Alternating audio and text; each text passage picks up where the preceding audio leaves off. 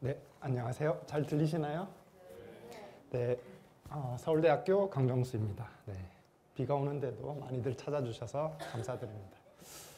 네, 제 이제 강연은 오늘 이제 들려드릴 얘기는 도형에 관한 거고요. 이제 저희가 초등학교, 중학교, 고등학교 때 많은 수학을 배우죠. 많은 수학을 배우면서 도형에 관해서도 많이 배웁니다. 그런데 저희가 이제 단순 사칙 연산, 계산 또는 이제 뭐 방정식 이렇게 이제 우리가 실생활에 직접 활용하는 그런 것과는 달리 도형은 배우긴 배우지만 얘를 왜 배울까 이런 것들에 대해서 한 번도 제대로 설명을 해준 적이 없을 것 같아요. 교과서에는. 사실 뭐 대학 수학도 마찬가지예요. 대학 수학에서도 도형에 대해서 이제 기하에 대해서 많이 배우지만은 이것들을 배워서 이제 어떻게 활용을 하는지에 대한 이제 설명은 조금 빠져 있는데요. 뭐 그런 것들을 이제 제대로 설명을 하기가 어려워서라고 이제 저는 생각을 하는데, 그리고 또 이제 수학자들은 이제 설명을 하기 시작하면 최대한 이제 엄밀하고 정확하게 설명을 해야 하기 때문에 아무래도 그냥 일상 용어로 설명하는 것을 꺼리는 이유도 있고요. 그래서 그렇지만은 이제 오늘은 제가 최대한 이제 일상 용어를 활용을 해서 일상적인 언어로 이제 우리가 도형을 왜 배우는지, 우리 일상생활에 어떠한 도형들이 사실 숨어 있는지 이런 것들에 대해서 이제 전달을 해드리려고 합니다. 네, 그래서 목차를 소개를 드리면은 일단 처음에 도형을 몇 가지 보여드리고, 제가 이제 연구하는 분야는 이제 고전역학을 이제 목표로 하면서 그 고전역학에 있는 문제를 이제 기하를 사용을 해서 연구를 주로 하고 있습니다. 그래서 오늘 소개해드릴 내용도 이제 도형이 이제 필요한 이유가 여러 가지가 있겠지만은 그 중에서도 제 관점에서는 이제 어떤 물체의 운동을 이해하는데 이러한 도형이 어떻게 도움이 되는지에 대해서 이제 설명을 드리고자 차원이라는 게 무엇인지에 대해서 이제 간단하게 소개를 드리고, 그리고 물체의 운동과 그 도형이 어떤 관계가 있는지 말씀을 드리고, 도형을 사용을 해서 어떠한 문제들을 해결할 수 있는지 얘기를 드리고자 합니다. 그래서 여기 제가 이제 초대장을 드렸는데요. 이 학부모님들께서는 이제 아실 수도 있는데 이 오징어 게임 초대장이죠. 여기 보면 이제 동그라미 세모 네모가 있습니다. 그래서 제가 초대장을 드렸으니까 이제 저와 같이 이제 1시간 동안 게임을 이제 하셔야 됩니다. 이제 뭐 다른 이제 대중강연과는 조금 다를 수가 있어요. 그러니까 제가 이제 단순히 이제 지식을 전달하기보다는 저와 같이 이제 생각을 조금 하셔야 됩니다. 이제 원하지 않으셔더라도. 생각을 하다 보면은 이제 좀 더 이제 제가 하는 말을 이제 잘 이해할 수 있고 하니까 같이 한번 시간을 들이면서 생각을 하면서 이제 강연을 진행하도록 하겠습니다. 네, 그래서 조금 전에 이제 그 오징어 게임 초대장에 있듯이 이렇게 평면 도형이 있고요. 저희는 이제 사실 이런 평면에 있는 도형보다는 이제 공간에 있는 이런 입체 도형을 주로 다룰 겁니다. 저희가 뭐 다면체라고 하고 아마 중학교 정도에 이제 배울 것 같아요. 이런 이렇게 여기 4면체, 네, 6면체도 있고요. 네, 여기 12면체도 이렇게 있습니다. 좀 더 다른 도형도 볼게요. 이런 것들은 이제 뭐 중고등학교 때는 안 나올 수도 있지만 이제 맨 오른쪽에 있듯이 이렇게 구. 저희가 이제 구라고 하는데요. 뭐 축구공처럼 그 안이 비어 있는 그 도형을 생각을 하셔야 됩니다. 그리고 여기를 보면은 뭐 도넛이라든지 또는 이제 우리 수영장에서의 튜브 모양, 얘도 이제 안이 비어 있는 그 튜브처럼 이제 겉면만 있는 그런 이제 도형을 생각을 하셔야 되고요. 여기도 이제 뭐 2명이 들어갈 수 있는 튜브, 뭐 워터파크 가면은 볼 수 있죠, 그죠? 뭐 이런 것도 이런 식으로 이제 도형들이 더 있습니다. 그러면 이런 도형을 이제 이해하는 방법은 전개도를 이제 활용을 하는 거죠. 얘를 이제 쭉 펼쳐서 이렇게. 그래서 얘가 이제 정 12면체의 전개도입니다. 그죠? 얘를 잘 접으면은 아까 봤던 정 12면체를 이제 다시 만들 수 있죠. 그래서 여기 정 12면체 전개도를 이렇게 접어서 만들 수가 있습니다. 근데 우리가 조금 전에 봤던 이 튜브, 얘도 접을 수가 있어요. 그러니까 우리가 이런 애를 저 제목에 적어놨듯이 이제 토러스라고 부르는데요. 이 토러스도 이제 접을 수가 있어요. 그래서 어떻게 접냐? 한번 볼게요. 자, 이 종이 하나로 접을 수가 있습니다. 이 종이 하나가 있고요. 여기 이제 화살표가 있죠.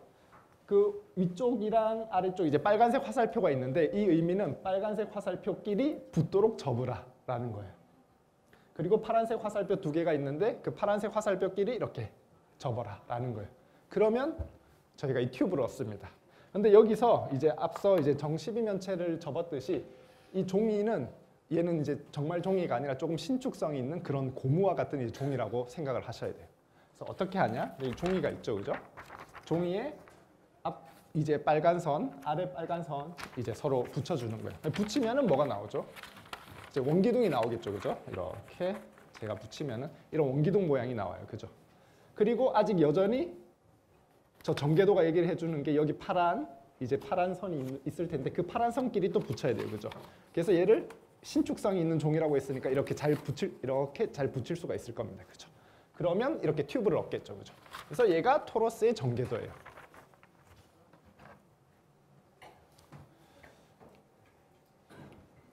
그래서 보시면은 이렇게 접은 다음 네, 이런 식으로 토러스의 전개도를 얻습니다.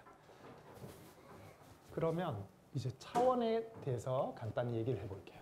차원이라는 것은 이제 어떤 좌표를 표현하는 데 필요한 숫자의 개수라고 할 수도 있고 또는 이제 이 공간에서 독립적으로 움직일 수 있는 방향의 개수라고도 할 수 있어요. 조금 말이 어려울 수도 있는데 이 그림으로 한번 봅시다. 우리가 이제 1차원이라고 하는 것은 이렇게 수직선 또는 그냥 길이 이제 한 방향밖에 없는 경우예요. 그래서 얘는 이제 오른쪽으로 가거나 왼쪽으로 가거나 뭐 둘 중 하나겠죠, 그죠? 그래서 이 위쪽 그 좌표라는 이 정의를 사용을 해서 보면은 얘는 이제 기준점인 0을 기준으로 뭐 오른쪽으로 1만큼 있는지 또는 왼쪽으로 이제 1만큼 즉 빼기 1, 마이너스 1이죠, 그죠? 그런 이제 숫자 하나로 얘의 위치를 표현을 할 수가 있죠, 그죠? 그래서 얘는 1차원입니다. 그러니까 네, 꼭 이 수직선 같은 모양이 아니더라도 우리가 이 원을 생각을 하면은 이 원에 있는 점을 표현을 하기 위해서는 숫자 하나만 있으면 되죠. 바로 이 각도.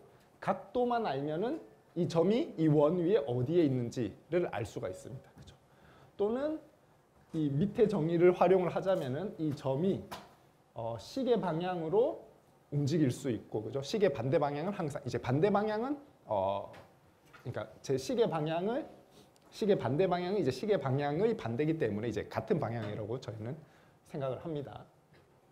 빼기만 붙이면 되기 때문에. 그러니까 얘도 이제 시계 방향으로 이제 움직일 수 있는 그냥 방향이 한 방향밖에 없죠, 그죠? 그래서 이 원 같은 경우도 이제 1차원이 되겠습니다.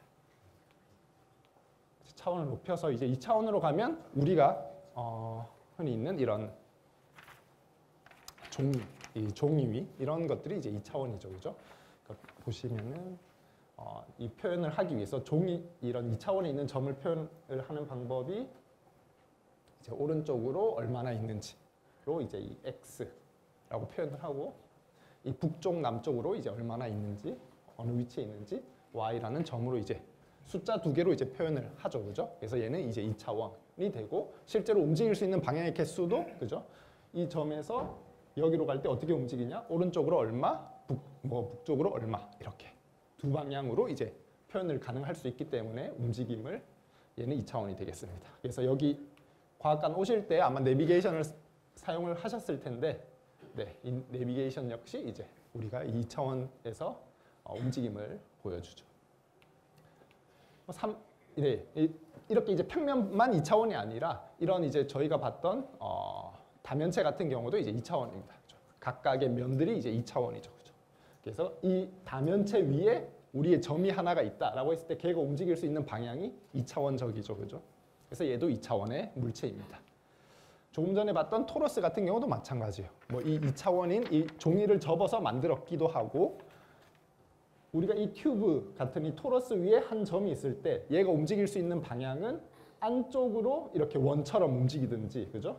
아니면 이렇게 원처럼 움직이든지 그 두 방향이죠, 그죠?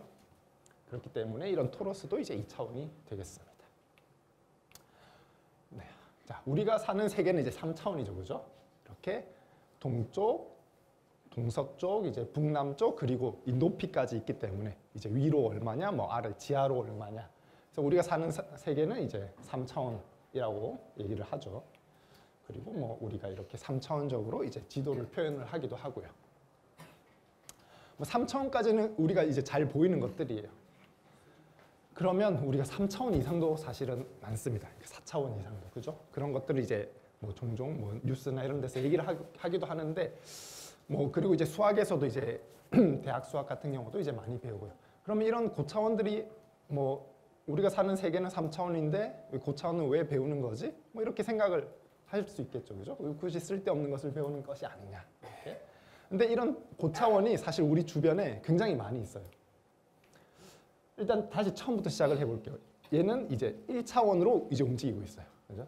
얘는 이제 추인데 뭐 펜줄럼이라고 부르기도 하고, 네, 그냥 어떤 고정점에 실로 추가 매달려서 이제 움직이고 있는 거예요. 얘는 이제 1차원적으로 움직이고 있죠. 그죠? 근데 얘를 조금만 복잡하게 만들면은 이렇게 추를 두 개를 달고 하면은 얘의 움직임은, 그러니까 얘가 움직일 수 있는 가능성이 2차원이에요. 왜냐하면은 이 첫 번째 추, 이 빨간색 움직임으로 나타내는 추, 얘의 움직임이 1차원일 거고, 그죠? 이 파란색으로 움직일 수 있는 것들의 움직임이 또 1차원일 거니까 얘네 둘을 동시에 생각을 하려면은 저희는 당연히 이제 1차원에서 이제 2차원적인 생각을 하고 있어야 됩니다. 그러면 이제 쉽죠. 뭐 세 개가 있으면은 얘는 추 세 개, 이 얘네들 파란색 추 세 개를 이제 동시에 생각을 해야 되고, 각각 이제 1차원이니까 이제 3차원. 그러면 뭐 4차원 아주 쉽게 만들 수 있죠. 그죠? 4차원은 그냥 추의 개수를 이제 늘리면 됩니다. 이런 식으로 하면 얘는 이제 얘의 움직임을 알기 위해서는 이제 4차원의 세계로 이제 우리가 들어가야 되는 거예요. 그럼 이제 5차원, 6차원, 7차원. 네, 뭐 아주 이제 고차원은 있겠죠.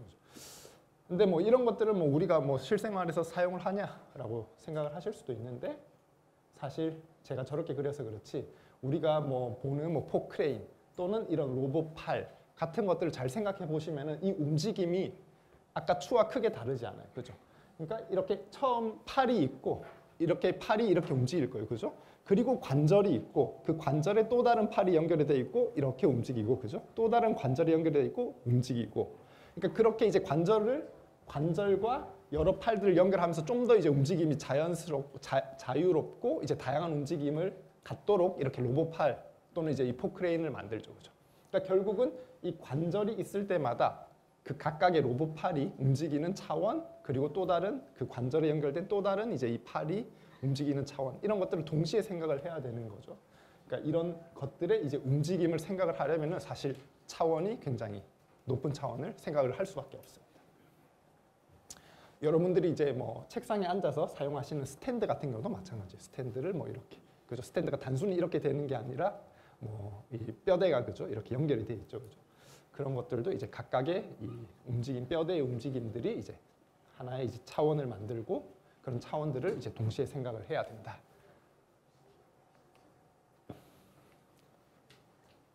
네, 이런 뭐 우리 그 지구, 우주, 이런 태양, 이런 행성들의 움직임도 뭐 마찬가지예요. 여기에 있는 뭐 태양 같은 경우는 움직이지 않지만, 삼체 문제라고 하면은 이제 그 우주에 있는 뭐 세계의 뭐 물체, 또 뭐 행성일 수도 있고요, 뭐 우주선일 수도 있고 인공위성일 수도 있고, 이런 것들의 움직임이 이제 서로 인력을 통해서 이제 움직일 텐데, 걔네들의 움직임을 연구하는 문제가 이제 삼체 문제입니다. 그러니까 여기 있는 이제 지구, 태양, 달의 움직임도 이제 삼체 문제의 한 일부라고 볼 수 있고요. 그럼 이런 문제도 이제 마찬가지예요. 예를 들어서 이제 세 개의 행성이 이제 우주에 있을 때 그 한 행성의 움직임은 이 우주에서 움직이기 때문에 이제 3차원이죠, 그죠? 그런데 이제 또 그 다음 두 번째 행성 역시 이제 3차원에서 움직여요, 그죠? 세 번째 행성 역시 이제 3차원에서 움직이기 때문에 걔네 세 개를 우리가 동시에 하려면은 각각 3차원, 3차원, 3차원이 필요한 거예요. 네. 그래서 이제 총 9차원에서 연구를 이제 시작을 해야 되는 겁니다. 걔네들이 세 개가 하나가 다 이제 그냥 우주에 있다고 해서 3차원이 아니라 걔네는 독립적이잖아요, 움직임이. 그죠? 그러니까 아직은 답을 모르는 상황이기 때문에 독립적으로 움직이는 것을 그런 상황에서 연구를 시작을 해야 되기 때문에 걔네는 따로 3차원, 3차원, 3차원 해서 이제 9차원에서 이제 연구를 시작을 해야 됩니다. 그래서 우리가 뭐 이런 것들은 뭐 우주 탐험을 위해서 뉴스에도 많이 보고 그랬을 텐데 이러한 이제 뭔가 뉴스에서 보는 이런 문제를 해결하기 위해서도 이제 고차원을 당연히 생각할 수밖에 없다라는 게 드리고 싶은 말씀이고요. 그러면 이제 조금 더 이제 수학적으로 들어가서 배위 공간이라고 한번 배워볼게요. 배위 공간은 사실은 약간의 좀 물리학적인 용어기도 한데 정의를 읽어보자면 물리계의 구속 조건을 만족시키는 위치로 이루어진 공간이에요. 말이 조금 어렵죠. 그래서 예를 들어서 이 조금 전에 봤던 이 펜듈럼 추로 얘기를 할게요. 그러면 이 추는 자기 마음대로 움직일 수가 없어요. 구속 조건이 뭐예요? 고정점에 있고 그 고정점에 이렇게 실로 연결이 돼 있는 거죠. 그죠? 그러니까 이 실로 연결이 돼 있는 이런 구속 조건 안에서 얘가 움직일 수 있는 위치가 뭐냐라는 거예요. 그게 이제 배위 공간입니다. 이 경우는 답이 뭐겠어요? 원이겠죠. 그죠? 얘는 이제 아무튼 움직일 수 있는 공간이 원이에요. 자, 우리가 이 시계, 이제 시침만 있는 시계가 있어요. 그러면 이 시계가 움직일 수 있는 공간이 원이 되겠죠. 그죠? 이 시침이 움직일 수 있는 공간 이렇게 원. 그죠? 자, 이제는 시침도 있고 분침도 있는 이런 시계예요. 흔히들 볼 수 있는. 그럼 얘의 이제 배위 공간은 뭘까요? 이제 시침도 원으로 움직일 수 있고 분침도 이제 원으로 움직일 수 있으니까 원 두 개 아니냐 이렇게 생각을 할 수도 있는데 잘 생각을 해보시면은 시침이 고정이 돼 있을 때 분침이 원만큼 움직일 수 있어요. 그죠? 시침이 또 다른 점에 또 다른 뭐 11시에 있을 때 원만큼 움직일 수 있고 12시에 있을 때 또 원만큼 움직일 수 있어요. 근데 그 시침도 이제 원으로 움직일 수 있으니까 원이 원만큼 있는 거예요. 그래서 토러스가 됩니다. 보시면 얘는 이렇게 원이 하나 있죠. 그 원이 원만큼 있는 거죠. 그죠? 이렇게 토러스. 뭐 여기까지 이해를 못 하셨더라도 자, 좀 더 이제 구체적으로 한번 볼게요. 얘가 이제 이 시계 움직임의 배위 공간이 토러스라고 했으니까 제가 시간을 토러스 위에 표시를 할 수가 있어야 되겠죠. 그죠? 한번 보겠습니다. 자, 이 토러스의 전개도라고 했죠. 그죠? 앞서 봤듯이 이런 종이를 잘 접어서 토러스를 만들 수 있다라는 것을 이제 우리가 봤었고, 그럼 이제 시간을 이제 표시해 볼게요. 저 전개도에 표시를 해 보겠습니다. 자, 이 기준점이 이제 0시입니다. 그리고 여기는 이제 1시예요. 1시 라인. 여긴 2시. 해서 쭉쭉쭉 가서 12시까지. 근데 시계에 뭐예요? 시계에 0시랑 12시는 같죠. 그죠? 그 같다는 것의 의미를 여기서 해석을 하자면은 얘와 얘가 이제 같다. 우리가 붙인다. 그죠? 토러스를 할 때 정확하게 그 붙이는 행위가 시계에서 0시와 12시가 같다라는 거죠. 분도 표시를 해볼게요. 이쪽 그 수평선 이쪽을 이제 0분 그리고 올려가면서 5분, 10분 이렇게 쭉 가서 60분. 근데 시계에서 0분과 60분은 같죠, 그죠? 그게 이 토러스를 우리가 접을 때 저 아래쪽 빨간 선과 위쪽 빨간 선을 서로 붙이는 행위. 0분과 6분의 같다라고 하는 행위가 결국 이 붙이는 행위가 되겠습니다. 그래서 이렇게 저희가 시간을 이 전개도에 표현을 하고 나면 이 토러스에도 이렇게 표시가 나타나겠죠. 그렇죠? 그래서 10시 10분을 이 시계에 있는 10시 10분을 이제 이 토러스에 표현을 해봅시다. 토러스에 표현을 하면은 한 이쯤 되겠죠. 그죠? 10시 10분에서 한 2점 정도 될 겁니다. 그러면은 걔가 이 토러스 위에서 이렇게 한 점으로 이제 표현이 되겠죠. 그죠? 그래서 이 토러스 위에 이 시계를 표현을 할 수가 있어요. 그래서 이게 이제 토러스가 이 배위 공간, 이 시계의 이제 배위 공간이 있는 겁니다. 그러니까 이런 토러스가 뭐 단순히 저희가 이제 도형을 볼 때 단순히 그 튜브를 보고 이런 도형이 있구나 이게 아니라 이 시계만 보더라도 이런 도형이 이제 그 뒤에는 이제 숨어 있는 거예요. 그럼 실제로 이제 시계의 움직임은 몇 차원일까요? 이게 무슨 말이냐면은 제가 시계의 베이 공간이라고 했을 때는 이 시계의 시침, 분침이 그냥 막 움직일 수 있는 그런 이제 세계를 말한 그 말씀드린 거고요. 근데 실제로 시계가 시침, 분침이 제각각 움직이나요? 안 그렇죠, 그죠? 분침이 움직이는 거에 따라서 시침이 움직이고, 그러니까 사실은 죄송합니다. 그 움직일 수 있는 전체 공간은 이제 그 아까 봤던 토러스지만 실제 움직임은 그 안에서 되게 1차원적으로 움직이죠, 그죠? 왜냐하면 이제 그러니까 분침이 결정이 되면 시침이 따라서 결정이 되는 거니까. 그래서 이 움직임을 그럼 토러스에 표현을 해봅시다. 전체 공간은 토러스지만 실제 움직임이 어떻게 되는지를 이 토러스에서 이해를 할 수 있어야 할 거예요. 자, 그러면 시침과 분침의 상관관계가 뭐죠? 자, 1시간은 60분. 걔가 이제 상관관계입니다. 그러니까 우리가 이런 방정식, 방정식은 아니고 이 연관관계, 시간과 분의 이제 이 상관관계가 이제 60을 곱하는 거죠, 그죠? 그 말은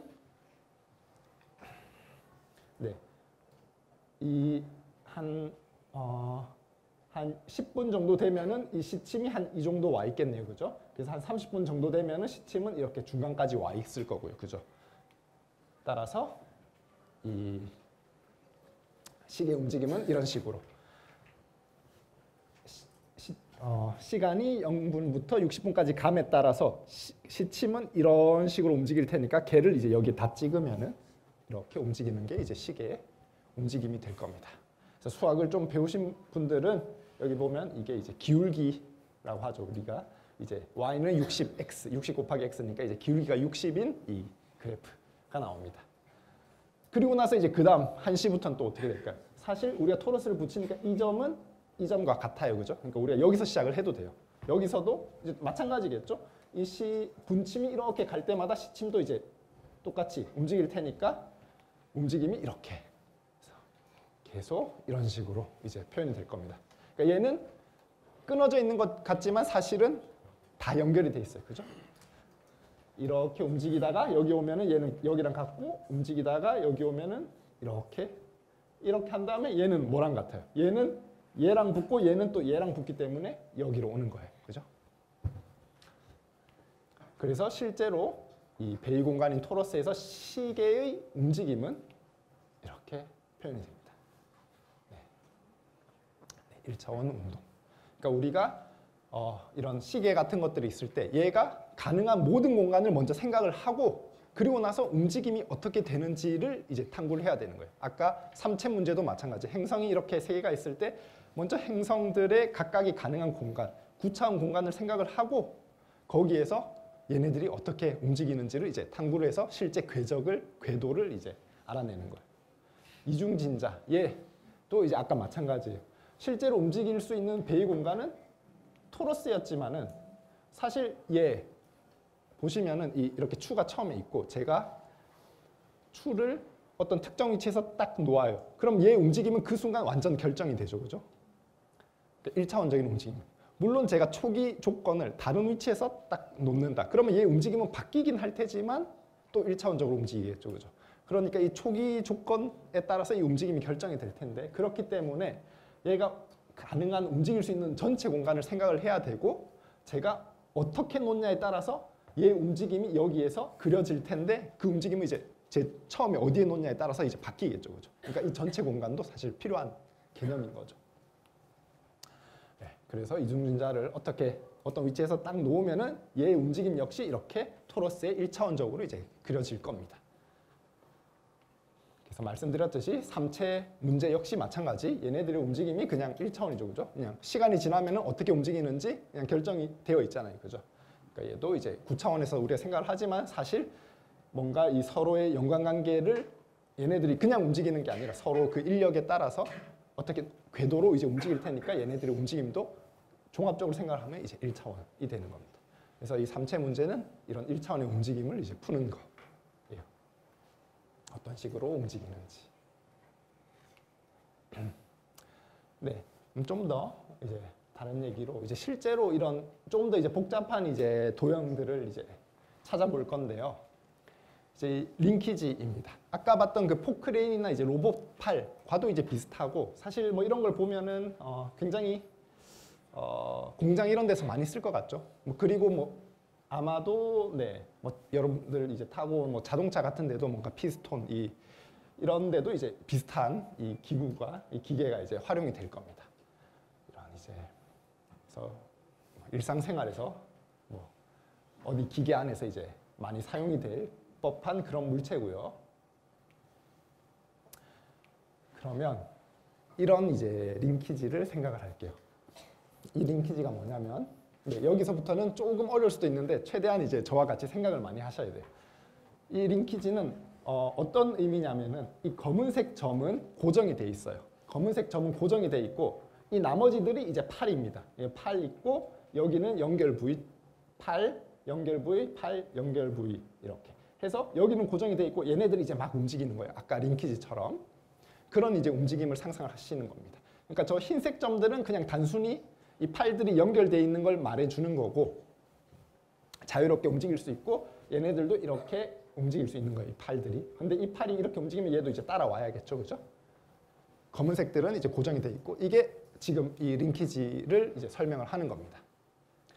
그러면 이제 앞서 우리 시계에서 봤듯이 이 링키지의 배위 공간, 얘가 움직일 수 있는 이 공간이 어떻게 생겼느냐, 어떤 도형이냐가 이제 질문이에요.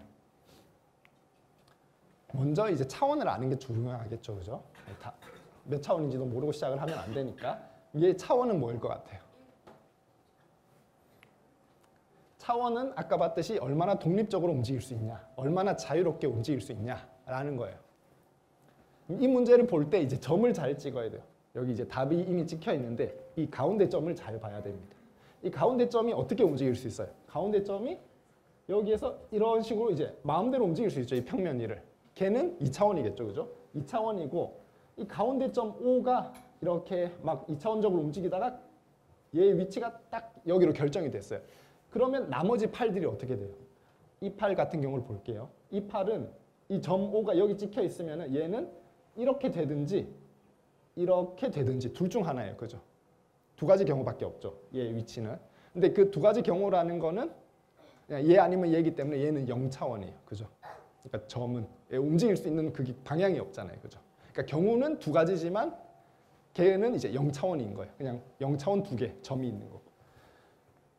비슷하게 여기도 이제 점이 찍혀 있으면은 이 팔은 이렇게 있거나 이렇게 있거나 둘 중 하나겠죠. 그죠? 그러니까 또 경우의 수 두 개가 있고 이 점도 마찬가지 이렇게 팔이 형성이 되거나 이렇게 팔이 형성이 되거나 해서 두 가지 해서 2차원이지만 뭔가 8가지 경우가 이 O의 위치에 따라 8가지의 경우가 나타나요. 그래서 일단 2차원이고요. 정답은 그러면 실제로 이제 일단 배위 공간을 찾아보겠습니다. 그걸 위해서 먼저 점 O가 어디에 위치할 수 있는지를 알아야겠죠. 그죠? 그걸 이제 여기 답으로 이제 제시를 한 건데 좀 볼게요. 얘를 이제 보기 위해서는 다른 쪽 팔들은 잊어버리시고 이 팔만 생각을 하겠습니다. 아시겠죠? 여기 O를 기준으로 여기 이런 팔. 그럼 얘가 이제 움직일 수 있는 이 점을 기준으로 최대 거리는 이 팔이 쭉 펴졌을 때겠죠. 여기가 쭉 펴졌을 때 이렇게 움직일 수 있겠죠. 그죠? 최대한 멀리. 최대한 가깝게는 언제 움직일 수 있어요? 얘가 접혔을 때 완전히. 접혔을 때 이렇게 움직일 수 있을 거예요. 그죠? 그러니까 이 팔이 뭐 자유롭게 움직이지 않고 이 딱딱한 그죠? 이제 나무 작대기 같은 거기 때문에 막 자유롭게 이제 움직이지 못하고 최대한 가까이 와봤자 한 이 정도 올 수 있는 거예요. 그죠? 접혔을 때 움직임. 그래서 움직일 수 있는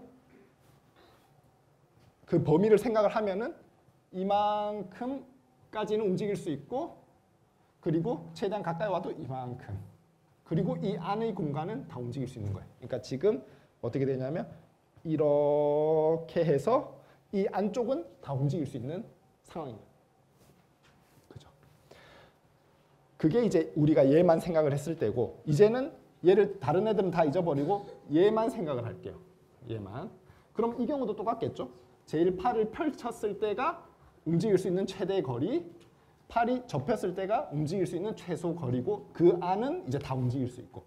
그러니까 비슷하게 그 경우는 여기를 기준으로 이렇게 했을 때 이 안쪽을 또 다 움직일 수 있고 위쪽 얘를 생각했을 때도 마찬가지. 여기를 기준으로 여기 있는데 이렇게 한 다음에 이 가운데 있는 여기를 다 움직일 수 있어요. 그러고 나면은 우리가 따로 생각했지만은 저 링키지 팔들이 다 연결되어 있기 때문에 세 가지 경우가 다 가능한 그 부분이 저 점 O가 움직일 수 있는 위치겠죠, 그죠? 그래서 그 제가 조금 전에 표현을 해드렸던 이 부분, 이 부분, 이 부분, 걔네들이 공통된 영역을 이제 제가 색칠을 하면은 이렇게 H로 나타나게 됩니다. 그러니까 O가 움직일 수 있는 부분이 저 점 가운데 점 O가 움직일 수 있는 부분이 정확하게 이 H예요. 눈에 보이시나요? 그래서 우리가 이 H를 제가 뭐 조금 이렇게 변들이 휘어 있긴 하지만은 편의상 육각형이라고 부르겠습니다. 육각형 하나, 둘, 셋, 넷, 다섯, 여섯 육각형. 그러면 일단 저 베이 공간은 이런 육각형들이 한 개가 있는 게 아니라 8개가 있어요. 왜냐? 얘는 이 육각형은 점 O의 위치를 나타낸 거고 사실 제가 말씀드렸듯이 O의 위치가 결정이 되면은 가능성이 경우의 수가 몇 개예요. 여기가 여기 있거나 여기 있거나 이 점이 여기 있거나 여기 있거나 이 점이 여기 있거나 여기 있거나 하니까 그 각각의 경우들이 총 8가지가 있기 때문에 이런 육각형이 총 8개가 어떻게 만나서 베이 공간을 형성을 한다는 거를 이제 현 시점까지 이제 알 수 있고요. 그러면 이 육각형들이 이제 만날 텐데 만나서 이제 도형을 형성을 할 텐데 그 얘기는 이제 조금 뒤에 하고요.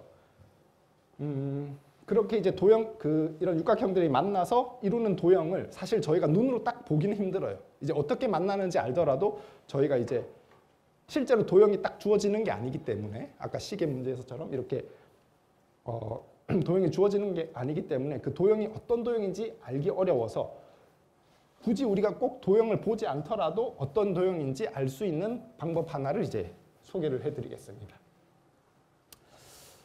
아마도 제 기억이 맞다면은 중학교쯤에 배울 것 같아요. 오일러 지표 또는 오일러 수라는 건데요. 다면체가 있어요. 다면체가 있고 이렇게 다면체의 꼭지점 면의 개수를 셉니다. 꼭지점 여기 보면 하나, 둘, 셋, 넷, 4개 있고요. 변의 개수 6개 있죠. 그리고 면의 개수는 4개 있습니다. 그래서 걔네들을 이제 V, E, F라고 이제 개수를 각각 불러요. 오일러 지표라는 것은 얘네들을 더하고 빼고 해서 만든 숫자입니다. 꼭지점 개수에다가 변의 개수를 빼고 그리고 면의 개수를 더해요. 얘가 이제 오일러 지표 수입니다. 그래서 하나의 그 다면체가 주어지면은 그냥 하나의 숫자를 이제 주는 거예요. 그래서 이 경우는 꼭지점 4개, 변 6개, 면 4개 해서 4 빼기 6 더하기 4 해서 오일러 지표가 2입니다. 자, 정육면체 꼭지점 개수 8개, 변 개수 12개, 면 개수 6개 해서 또 2가 나오고요. 오일러 지표가. 12면체 역시 계산을 해보시면 하나하나 세어보시면 2가 나옵니다. 다 답이 2예요. 조금 다른 애를 세워볼게요. 우리가 아까 토러스 봤는데 그 튜브인데 좀 그냥 각진 튜브를 생각을 할게요. 우리가 변 꼭지점을 세워야 되니까. 자, 이 꼭지점 변을 세워보시겠어요? 한참 세워야 되겠죠. 예, 제가 여러분들 위해 미리 세워놨습니다. 이 꼭지점이 24개, 변의 개수는 48개, 면의 개수는 24개예요. 잘 세워보시면은. 그래서 오일러 지표 계산해보시면은 0이 나옵니다. 이 경우는. 우리 아까 봤던 이 매끈한 이 토러스, 얘도 사실 셀 수 있어요. 왜냐하면 정계도가 있기 때문이죠. 정계도는 우리가 꼭지점, 변, 면이 있잖아요. 그죠? 그래서 꼭지점 개수 몇 개예요? 4개인데 잘 생각해야 돼요. 우리가 붙여야 되잖아요. 2개도 아니에요. 1개. 왜냐? 우리가 지금 4개처럼 보이는데 우리가 붙이죠. 얘랑 붙일 거고 얘랑 붙일 거고 또 얘랑 붙일 거니까 사실은 다 같은 꼭지점이에요. 그러니까 1개. 4개가 하나로 오잖아요. 그죠? 1개죠? 웅성웅성 하는 것 같은데 꼭지점 4개가 있는데 사실은 내가 붙이면은 그게 한 점으로 오잖아요. 그죠? 예, 다 같은 점으로. 그래서 한 개입니다. 변의 개수는요. 예, 이제 두 개 알아차리셨죠? 이렇게 빨간 애들은 같아질 거니까 변이 한 개, 파란 애들도 같아질 거니까 또 다른 한 개 해서 변의 개수가 두 개. 면은 뭐 가운데 있는 면 하나죠. 그래서 이렇게 꼭지점 한 개, 변 개수 두 개, 면 개수 한 개에서 오일러 지표를 계산해 보시면은 0이 나옵니다. 그러면 저렇게 꼭 전개도를 생각하지 않더라도 우리가 이런 매끈한 도형이 주어져 있어요. 구 또는 이런 매끈한 튜브, 뭐 돌고래 뭐야 이런 도형이 이제 주어졌을 때 오일러 지표는 얘네를 막 다각형으로 이렇게 나눠요. 이렇게 그렸듯이 뭐 이렇게 복잡하게 나누실 필요는 없는데 뭐 제가 찾을 수 있는 그림이 이런 거여서 얘를 가져왔고 그냥 편하게 다각형으로 나눈 뒤에 이렇게 다각형으로 쪼갠 뒤에 그냥 꼭지점, 변, 면 개수를 센 다음에 계산을 해서 오일러 지표를 구하시면 됩니다. 그러면 우리가 어떤 것이 알려져 있냐면 얘를 어떤 방식으로 다각형으로 자르든 항상 같은 값을 얻어요. 그래서 매끈한 도형도 오일러 지표를 이렇게 정의를 할 수가 있습니다. 그러면 우리가 앞서 봤던 이러한 도형들이 있었는데요. 얘네들의 오일러 지표를 계산을 해보면 다음과 같아요. 이 공 모양, 걔는 오일러 지표가 2고요. 이 튜브는 우리가 조금 전에 계산했듯이 오일러 지표가 0. 이 구멍이 2개 뚫린 튜브는 마이너스 2, 3개 뚫린 튜브는 마이너스 4. 그리고 구멍이 일반적으로 n개 있다라고 하면은 그 오일러 지표는 2 빼기 2n이라는 이제 식이 나옵니다. 즉 이제 오일러 지표를 알고 나면은 이 곡면이 어떻게 생겼는지 알 수 있어요. 구멍이 몇 개가 뚫렸나. 그러니까 숫자를 딱 보면은 아예 구멍 마이너스 4다 오일러 지표 구멍 3개짜리 곡면이겠구나를 이제 알게 되는 거예요. 네, 그래서 우리가 앞서 봤던 이 다면체에서 오일러 지표 계산해 봤죠, 그죠? 그리고 9도 오일러 지표가 2라고 했고 여기 구멍이 하나도 없잖아요. 그래서 얘네들은 다 오일러 지표가 2예요.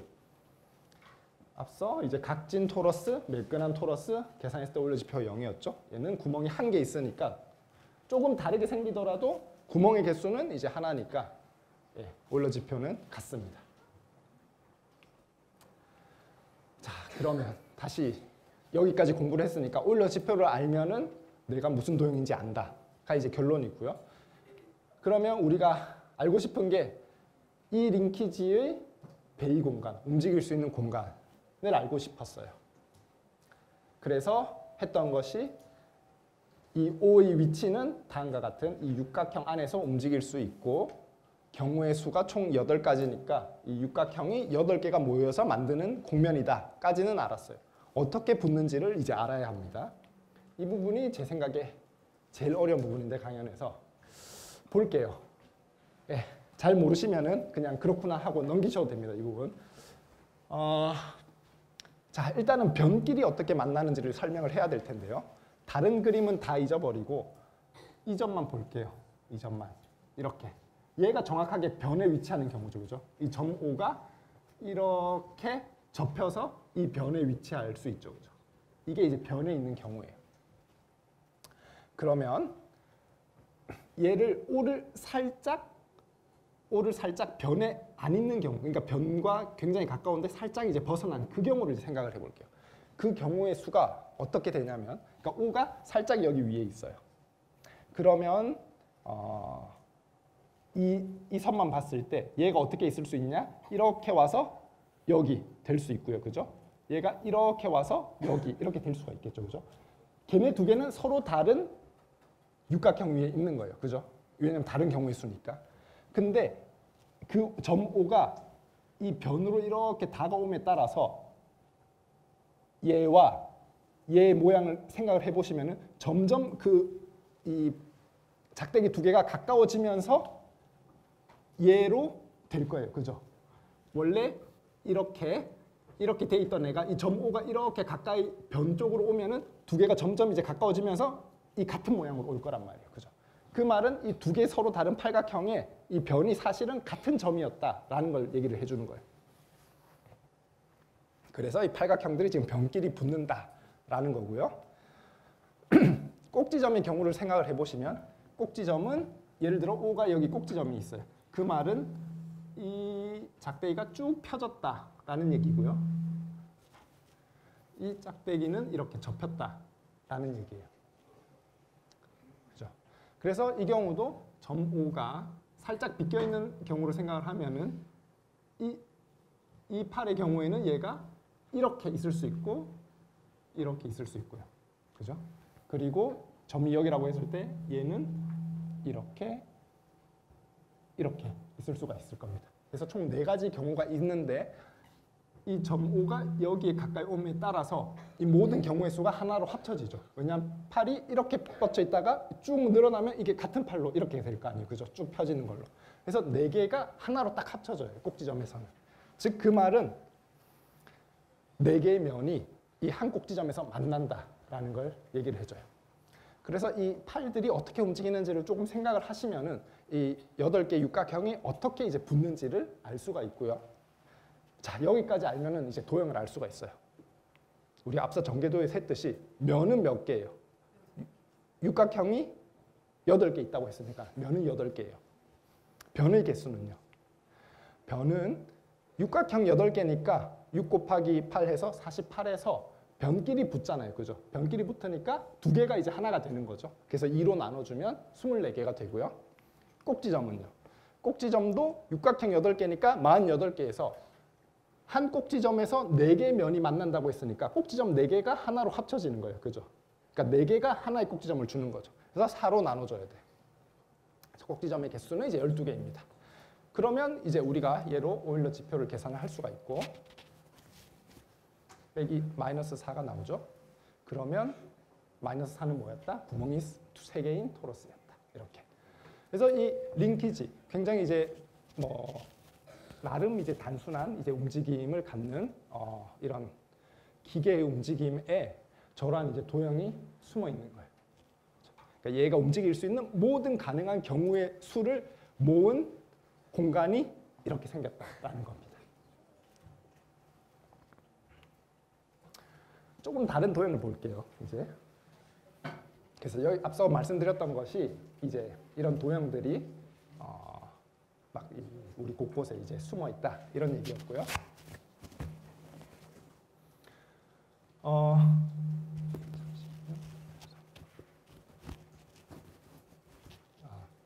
네, 괜찮나요?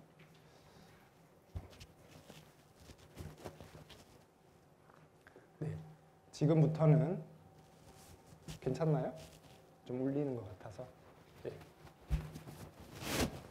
괜찮나요? 그런가? 네, 핸드로 마이크를 끄고 네. 네, 꺼내주시면.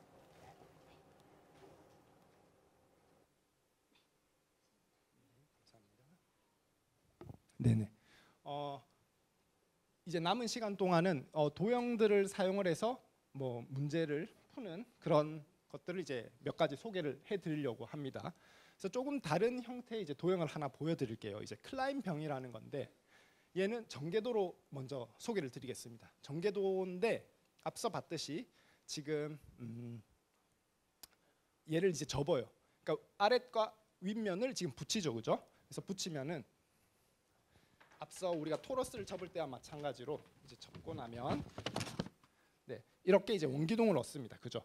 그리고 나서 이제 이 끝을 붙일 텐데 앞서 봤던 것과 화살표 방향이 달라요.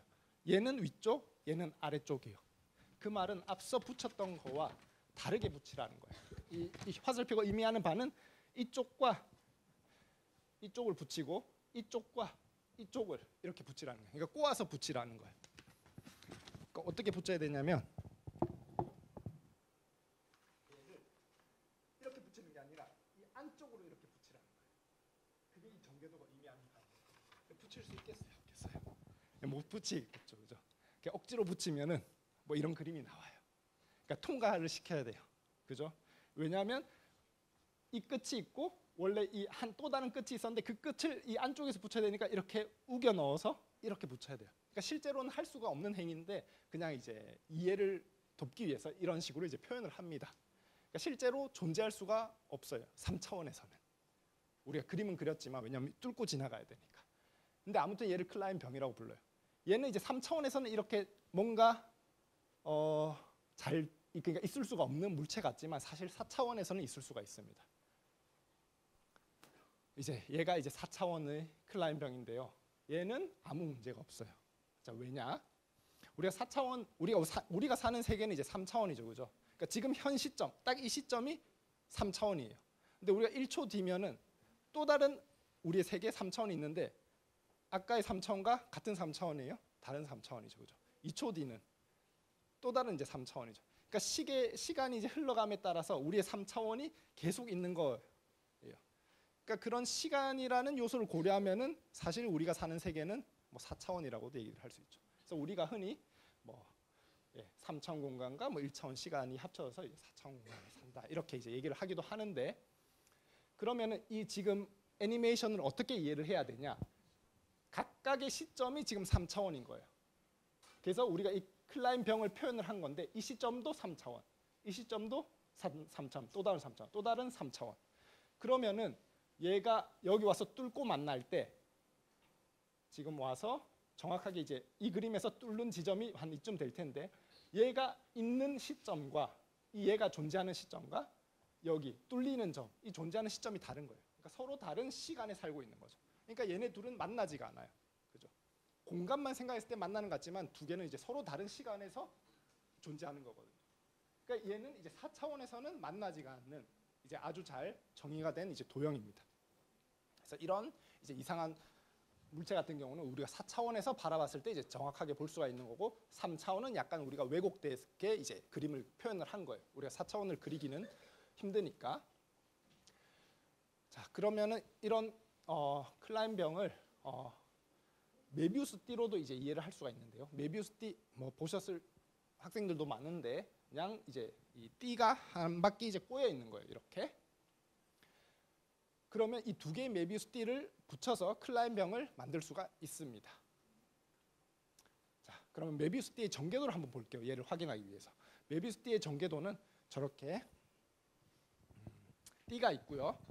띠의 양 끝을 이렇게 꼬아서 붙여라라고 지금 표현돼 있죠. 화살표 방향이 반대잖아요. 그죠?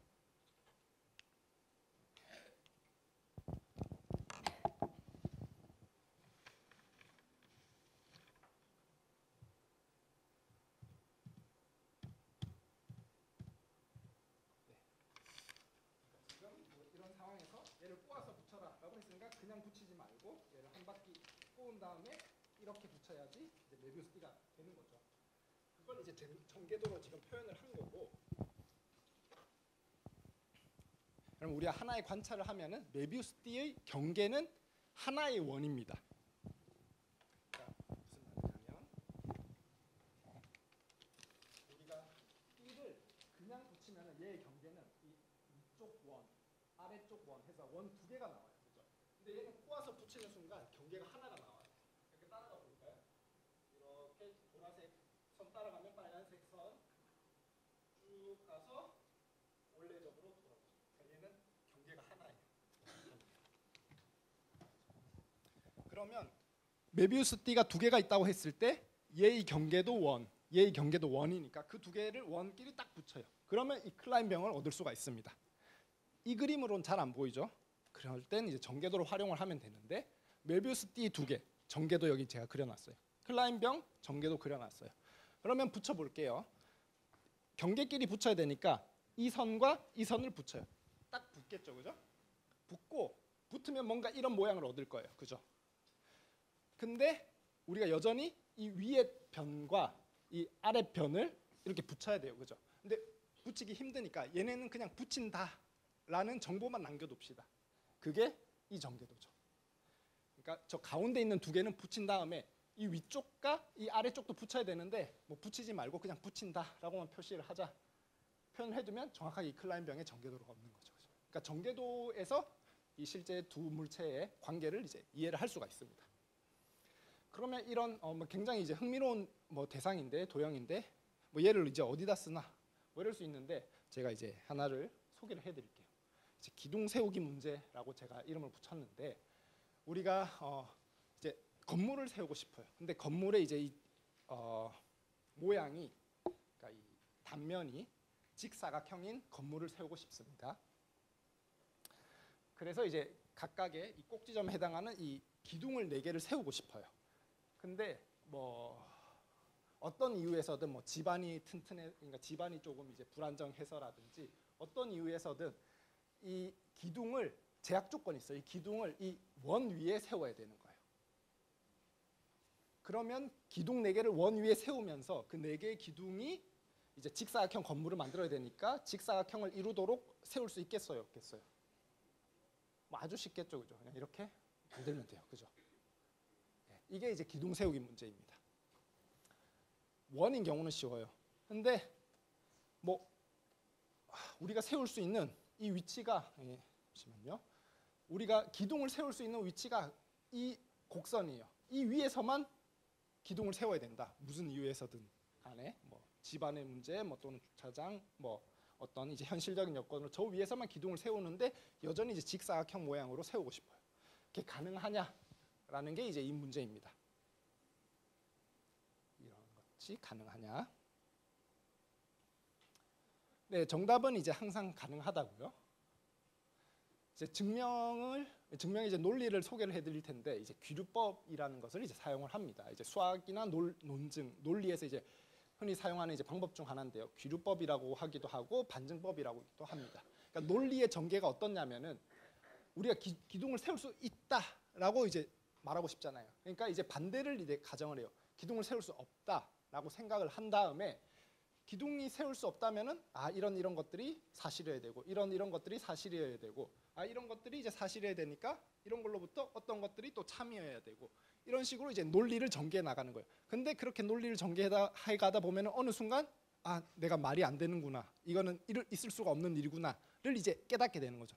그러면은 그 순간 어디가 틀린 거지라고 생각해 보면 제가 제일 처음에 시작을 했던 그 가정이 틀린 거죠. 그렇죠? 그게 이 귀류법입니다. 그러니까 기둥을 세울 수 없다라고 가정을 한 뒤 막 이제 그 다음 얘기를 해요. 이제 그러다가 모순을 딱 얻어요. 어느 시점에서 그러면은 이 가정이 틀렸구나. 기둥을 세울 수 있는 거구나라는 이제 결론을 내는 그런 이제 증명 방식입니다. 그래서 이 문제를 어떻게 해결하는지 간단하게 소개를 해드리면 사실 수학적인 내용을 좀 빼고 그냥 어떤 식으로 이제 수학자들이 문제를 푸는지를 소개해드리기 위해서 말씀을 드리면은 말씀드렸듯이 귀류법을 사용을 하고요. 어떤 이제 공간을 생각을 해요. 공간은 이 수식이 이제 유일한 수식인데 제 슬라이드에 아마도 곡선 위에 곡선 위에 2가지의 점을 생각을 해요. 그 2점을 모아서 이제 집합을 만드는 거예요. 또는 이제 곡선 위에 있는 2점을 서로 다른 2점을 뽑아서 걔를 이제 바구니에 넣었다고 생각하면 돼요. 그러니까 제 바구니 안에는 곡선 위에 서로 다른 2점이 이렇게 하나씩 들어가 있다라고 생각하시면 돼요. 그걸 제가 S라고 불렀습니다. 그럼 이 S는 이제 조금 생각을 해보셔야 되는데 사실 메비우스띠랑 생김새가 똑같아요. 이 S 이렇게 모은 이 2점씩 모은 이 바구니의 모양은 메비우스띠와 같아요. 그러면 여기서 이제 우리가 가정을 하면은 기둥을 세울 수 없다라고 가정을 하면 아까 봤듯이 메비우스띠 2개를 붙여서 클라인병을 만들 수 있었잖아요. 그 행위를 기둥을 세울 수 없다고 가정을 하면 그 행위를 할 수가 있어요. 3차원에서. 그래서 이런 가정하에서는 우리가 이 메비우스띠 S를 사용을 해서 3차원의 클라인병을 만들 수가 있다라는 결론을 얻습니다. 근데 아까 봤듯이 클라인병은 4차원부터 존재하거든요. 3차원 병에 클라인병이 있을 수 없으므로 모순을 얻고 따라서 기둥을 세울 수 없다라고 한 가정이 틀린 걸 깨닫고 기둥을 항상 세울 수 있구나 이런 식으로 이제 결론을 내게 됩니다. 이게 이제 우리 수학자들이 뭔가 어떤 문제에 대해서 증명을 하는 한 방식이에요. 모든 증명이 이런 식으로 가는 건 아니고요. 그래서 이 증명을 봤을 때 자연스러운 질문이 이 증명이 기둥을 세울 수 있다라고 말해주는데 기둥을 어디에 세울 수 있는지 말해줘요? 말 안 해주죠, 그죠? 그러니까 그거는 이제 다른 문제인 거예요. 그러니까 기둥을 먼저 세울 수 있냐 없냐와 세울 수 있다라고 했을 때 어디에 세우냐는 완전 다른 문제죠. 네. 그래서 이제 먼저 근데 우리 수학자들은 굉장히 이제 보편적인 것들을 탐구하기 때문에 일단 할 수 있냐 없냐를 먼저 이제 알고 싶어요. 왜냐하면 답이 없는데 그걸 기둥을 세울 수 있는지 찾고 있으면 그거는 답이 없는 문제를 풀고 있는 거죠. 그러니까 먼저 답이 있는지를 알고 그 다음 이제 다른 수학이 들어와서 세울 수 있는 건 알았으니까 이제 어디에 세울 수 있는지를 찾아보자. 여기는 이제 꼭 수학이 아닐 수도 있고요. 좀 더 이제 물리, 좀 더 기계적인 이제 구체적으로 도형이 어떻게 생겨야 되는지 알아야 하기도 하고. 그러니까 지금 보시면 이 증명은 이 곡선이 그러니까 우리가 세울 수 있는 기둥을 세울 수 있는 부분이 어떻게 생겼든 항상 세울 수 있다예요. 그죠? 그러니까 얘는 어디에 세울 수 있는지 말을 안 해주는 게 당연해요. 그죠? 그 다음에 세울 수 있다는 걸 알고 내가 어디에 세울까는 구체적으로 저 제약 조건, 곡선이 어떤 모양이 있는 걸 안 다음에 그죠? 그걸 토대로 찾아야 되는 문제인 거죠. 자, 또 다른 문제도 마지막으로 이제 하나 소개해 드릴게요. 이제 연못에 이제 배를 띄우는 문제입니다. 이제 예전 뭐 귀족들이 놀던 저런 이제 연못이 있어요. 이제 이렇게 물이 막 흐르고 있어요. 제 주변으로. 뭐. 여기에 이제 장난감 배를 하나 띄울게요. 지금 물이 흐르고 있습니다. 꼭 저렇게 이제 예쁘게 생기지 않아도 돼요. 그냥 이렇게 띠처럼 이렇게 물이 흐르고 있다라고 생각을 하시면 되고, 우리가 어떤 것을 찾고 싶냐? 어떤 곳에 이제 배를 띄우면은 그 배가 이제 물이 흐르니까 막 움직이겠죠, 그죠? 움직이는데 제가 1분 뒤에 딱 배의 위치를 봤을 때 걔가 원래 위치에 있는지 없는지, 2분 뒤에 봤을 때 걔가 원래 위치에 있는지 없는지, 걔네를 이제 알고 싶어요. 그래서 1분, 2분, 3분마다 이제 관찰할 건데 이 배가 원래 위치로 돌아오기를 원합니다. 이게 이제 배 띄우기 문제예요. 그러면은 사실 얘가 항상 가능하지는 않아요. 그러니까 이런 위치를 항상 찾을 수 있지는 않을 수도 있습니다. 그러니까 물이 이런 식으로 이제 일정하게 한 방향으로 흐르는데 제 시작점이 여기인데 1분 뒤에 봤더니 한 59초에서 여기 왔어요. 시작점으로. 그럼 1분 뒤는 여기 있겠죠, 그죠? 제가 이제 관찰하는 게 시점이 1분 00초, 2분 00초, 3분 00초예요. 그래서 1분에 살짝 여기 오고 2분 됐더니 여기 있고 3분 됐더니 여기 있고 해서 한 99분 돼서 이제 돌아왔나 했더니 99분은 또 살짝 못 미치고 100분에 봤더니 또 비껴나가고 이럴 수가 있겠죠. 한 방향으로 이렇게 돌고 있으면. 그래서 사실 이런 위치를 항상 찾을 수 있지는 않습니다. 그러면 이제 수학자들은 여기에서 이제 좌절하지 않고 그러면 언제 찾을 수 있는데? 이게 이제 그 다음 질문이에요. 그럼 어떤 경우에 찾을 수 있는데? 그러면 이제 상황을 이제 만드는 거죠. 어떤 상황을 만들 거냐면 연못에 물이 흐르는데 이 바깥쪽은 물이 이쪽으로 흐르고 안쪽은 물이 이쪽으로 흘러요. 그러니까 즉 아까 봤던 이렇게 일정하게 흐르는 상황이 아니라 이 안쪽과 바깥쪽, 그러니까 안쪽과 바깥쪽의 물의 흐름이 정반대인 상황을 생각을 해보자라는 거예요. 그러면 뭔가 이제 안 바깥의 물의 흐름이 바뀌니까 뭐 이 가운데에서의 물의 흐름은 굉장히 복잡할 거예요, 그죠? 막 이제 소용돌이 치는 곳도 있고 이럴 텐데 이러한 이제 복잡한 상황에서는 배가 원래 위치로 돌아올 수도 있지 않을까? 뭐 10분 뒤에, 12분 뒤에 이렇게. 그러면 이러한 상황에서는 항상 가능하다. 그리고 매우 많다. 웬만하면은 점 띄우면은 어느 순간에 그게 꼭 3분에 안 돌아올 수도 있지만 뭐 한 13분, 17분 이때는 뭐 돌아올 수 있다. 이런 위치가 매우 많다는 거를 이제 증명을 한 1900년대 초반에 이미 했습니다. 자, 뭐 흥미롭지만 그래서 이거를 어디다 쓰는데? 라고 할 수 있는데 얘를 어떻게 사용을 하는지 보여드릴게요. 이제 당구 문제. 그러니까 앞선 문제가 활용이 될 겁니다. 다른 문제 같아 보이지만 당구를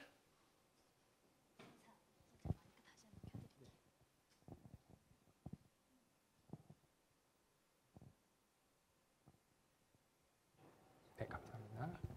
네, 당구를 이제 학생분들은 아시는지 모르겠지만 이렇게 테이블이 있고요. 거기에 공이 있고 그거를 이렇게 막대기로 치는 거예요.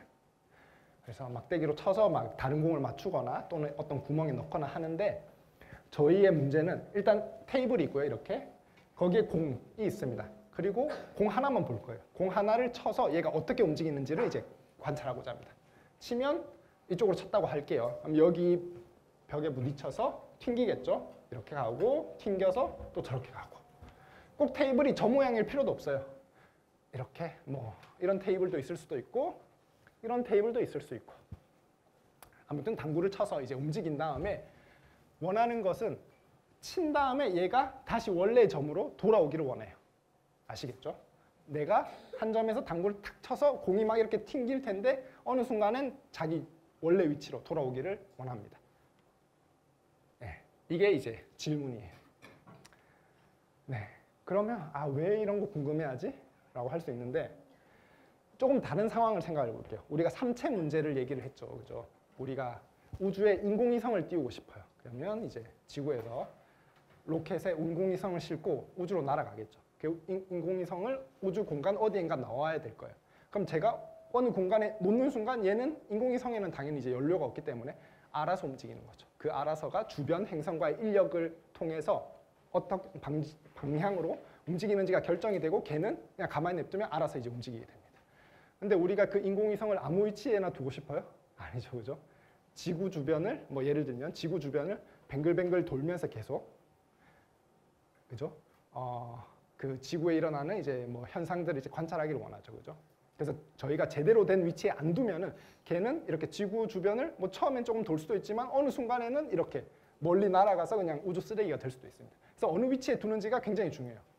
그 문제를 굉장히 간단한 상황이라고 생각하시면 돼요. 내가 마치 당구공이 인공위성인 것처럼 움직임을 처음에 주는데 어느 위치에서 어느 각도로 내가 움직임을 주는데 인공위성을 어느 위치에서 어느 방향으로 처음에 딱 두는데 걔가 어느 순간에는 원래 위치로 돌아오도록 그리고 사실은 이게 돌아온다는 표현이 제가 이 점으로 돌아오는데 사실은 같은 각도로 이제 돌아오는 걸 원하는 겁니다. 같은 각도로 와서 계속 다시 똑같은 움직임이 이루어지도록 인공위성도 다시 원래 위치로 돌아오고 다시 또 갔던 길을 계속 돌고 이 주기궤도를 이제 이루도록 그래서 이런 질문을 하는 거예요. 그냥 단순히 삼체 문제는 굉장히 복잡하니까 가장 간단한 경우 우리가 생각할 수 있는 그 경우부터 먼저 해결을 하고 어려운 문제를 이제 풀어야 되겠죠. 여러분들도 이제 단번에 심화 문제를 풀 수는 없잖아요, 그죠? 그러니까 기본 문제 먼저 풀고 심화 문제로 넘어가야 되죠. 그럼 이 당구 문제를 풀고 싶어요. 문제를 간단하게 만들어야 되는데 자, 당구공을 쳤습니다. 얘를 각도를 x라고 할게요. 얘를 표현을 할 거예요. 어디다가? 아까 봤던 연못 같은 데다가.